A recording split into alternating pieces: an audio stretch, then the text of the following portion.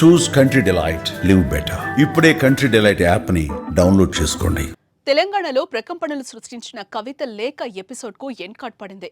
బాపు మీరు ఫెయిల్ అయ్యారంటూ ఎల్కతుర్తి సభనుద్దేశించి కేసీఆర్ కు కవిత రాసిన లేఖతో బీఆర్ఎస్ లో కలవరం మొదలైంది. నిజంగానే కేసీఆర్ కు కవిత లేఖ రాశారా, కావాలని ప్రచారం జరుగుతుందా అంటూ రకరకాల ఊహాగానాలకు కవిత చెక్ పెట్టారు. ఆ లేఖ రాసింది తనేనంటూ చెప్పుకొచ్చిన ఆమె లేఖ లీక్ వెనుక కొందరు కోవట్లున్నారంటూ కీలక స్టేట్మెంట్ ఇచ్చేశారు. దీంతో పార్టీలో ఉన్న కోవట్లు ఎవరు అనేది ఇప్పుడు ప్రశ్నగా మారింది.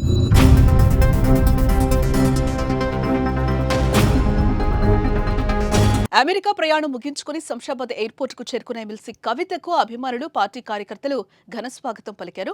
అనంతరం రాష్ట్ర వ్యాప్తంగా సంచలనంగా మారిన లేఖ వ్యవహారంపై కవిత స్పందించారు. ఎల్కతుర్తి సభ తర్వాత 2 వారాల క్రితం పార్టీ అధినేత కేసీఆర్ కు లేఖ రాశానని, కానీ అంతర్గతంగా రాసిన లేఖ ఎలా బయటకొచ్చిందో అర్థం కావడం లేదన్నారు. కేసీఆర్ కుమార్తెనైన తాను రాసిన లేఖ లీక్ అయిందంటే దీన్ని బట్టి పరిస్థితి ఎలా ఉందో అర్థం చేసుకోవచ్చని అన్నారు. తన పరిస్థితి ఇలా ఉంటే మిగిలిన వారి పరిస్థితి ఏంటి? తన లేఖ లీక్ వెనుక ఎవరో ఉండి ఉండొచ్చని ఆలోచించుకోవాలని అన్నారు. పార్టీలో కొవ్వొత్తులున్నారని, కేసీఆర్ దేవుడు, కానీ ఆయన చుట్టూ దెయ్యాలున్నారని ఆరోపించారు. అయితే కవిత చేసిన ఈ వ్యాఖ్యలు పార్టీలో ప్రకంపనలు సృష్టిస్తున్నాయి.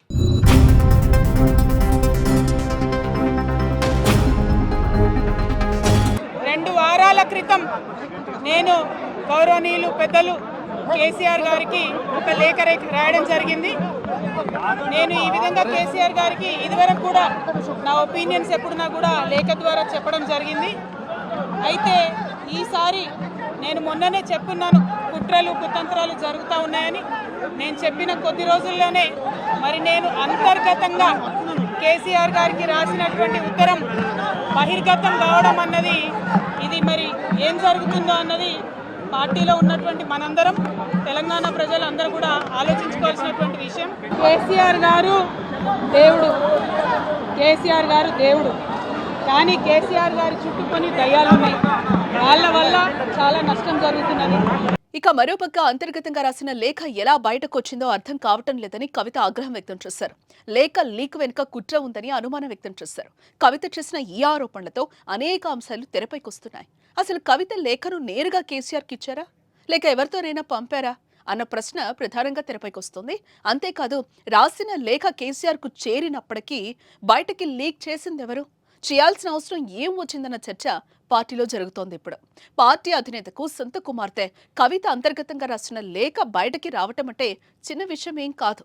ఇదే అనుమానాన్ని కవిత కూడా వ్యక్తం చేశారు. తనకే ఇలాంటి పరిస్థితి ఉంటే మిగిలిన వారి పరిస్థితి ఏంటని ప్రశ్నించారు. కుట్రలు కుతంత్రాలు జరుగుతున్నాయని ముందుగానే చెప్పానని, అందులో భాగంగానే ఇదంతా జరిగిందని వ్యాఖ్యానించారు కవిత.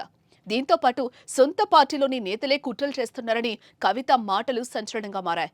కవిత ఆరోపిస్తున్నట్లు కేసీఆర్ చుట్టూ ఉన్న దెయ్యాలెవ్వరు? ఇదిగో ఇప్పుడు ఇదే తెలంగాణలో అతిపెద్ద ప్రశ్నగా మారింది.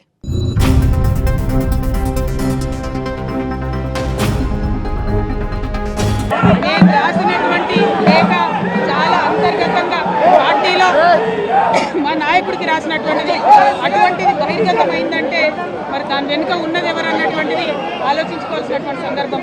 అంతరంగికంగా నేను రాసినటువంటి లేఖనే బయటికి వచ్చిందంటే మరి ఇతర సామాన్యుల సంగతి, ఇతరుల పరిస్థితి ఏంటి పార్టీలో అనేది ఇవాళ చర్చ జరగాల్సినటువంటి అవసరం ఉన్నది. మొత్తానికి కవిత మాటలను బట్టి చూస్తే కవితపై నిజంగానే సొంత పార్టీ నేతలు కుట్ర చేశారా అనే అనుమానం కలుగుతోంది. కవిత ఆరోపిస్తున్నట్లు కేసీఆర్ చుట్టూ ఉన్న దెయ్యాలెవరు, లేఖను బయటపెట్టిన కోవట్టులెవరు, కవితను టార్గెట్ చేయాల్సిన అవసరం ఎందుకు వచ్చిందనే ప్రశ్నలు తెరపైకొస్తున్నాయి. కవిత వ్యాఖ్యల నేపథ్యంలో గులాబీ బాస్ కేసీఆర్ రియాక్షన్ ఎలా ఉండబోతుంది అనేది కూడా ఉత్కంఠను రేపుతోంది. ఏదేమైనా బీఆర్ఎస్ లో అంతర్గత గొడవలు జరుగుతున్నాయనేది క్లియర్ గా కనిపిస్తోంది.